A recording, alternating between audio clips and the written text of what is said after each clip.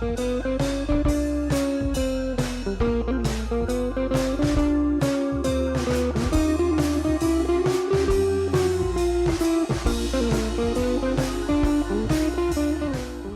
its announcement last year during a Nindy showcase, Flipping Death has been building up quite a lot of excitement, but with Zoink Games' reputation of quirky puzzles with a rather charming art style, that's not really a surprise. I'm pleased to say that all the excitement that was built up around Flipping Death is well justified. Seamlessly switching between the living and the dead while trying to help ghosts move on to the afterlife not only provides an enjoyable adventure, but also a genuinely funny one. The game follows the rather unfortunate happenings of Penny, a young girl who has fallen through a mausoleum and found herself in the land of the dead. Not only is Penny now dead, but she's also been mistaken as a temporary replacement for Death, who has now decided to take a long overdue holiday. If all this sounds pretty crazy, well, that's because it is, and it's this level of eccentric storytelling that is the fuel for Flipping Death's hilarious but meaningful narrative.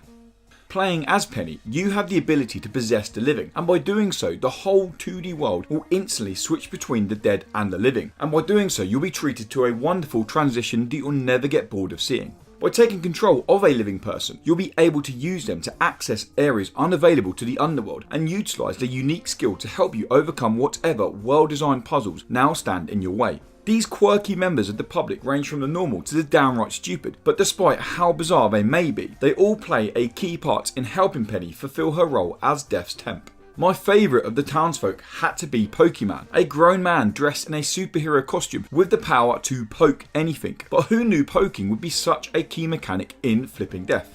Every time you possess an unsuspected member of Penny's hometown, they'll react in an often hilarious manner, either through their actions or dialogue. The puzzle gameplay literally revolves around these members of the town and the different abilities that they each offer, which fits in very well with the overall direction of Flipping Death. For example, early in the game, you'll need to open a tin of paint. Now, rather than finding an item to help you open the paint, you'll need to think about which person could have a piece of equipment that would help open that paint. This approach to the puzzles provides the perfect foundation for logical thinking, resulting in the solution often feeling natural and not hidden behind some overcomplicated solution.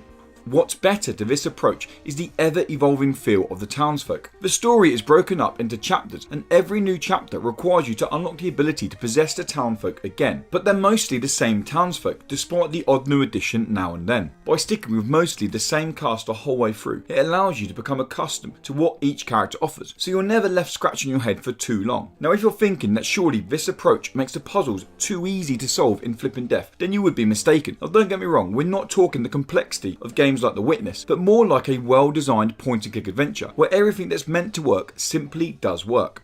The only exception to this is with some of the playable characters' physics. Firstly, due to the almost comedic movement of all characters, including Penny, jumping can feel a little inconsistent. This is most noticeable when you're in the underworld, as there are several platforming challenges and routes you'll need to take, and when you fall from the top of these challenges and have to start all over again, it can get a little frustrating. Even more noticeable than that is the physics on some of the characters' abilities. For example, there was a moment when I had to move a log into a furnace, but the hitboxes of the player and the log were almost ignoring each other, which made me question if I was going about the solution in the right way. This happened several times throughout my 6-hour playthrough. Now, most of the time it added to the actual comedic nature of Flipping Death, but other times it provided a rather annoying hindrance on my progression through the game.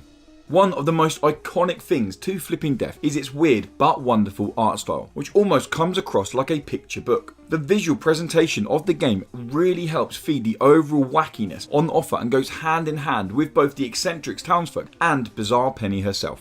Flipping Death is a weird, wacky and wonderful puzzle game to lose yourself in. The unique storybook-esque visuals work perfectly with the array of eccentric characters you'll meet while trying to help the ghosts of the underworld. Some of the puzzles do suffer from physics-based imperfections and can lead to some frustration, but more often than not you'll be laughing about how your character tripped over the log rather than pushing it along.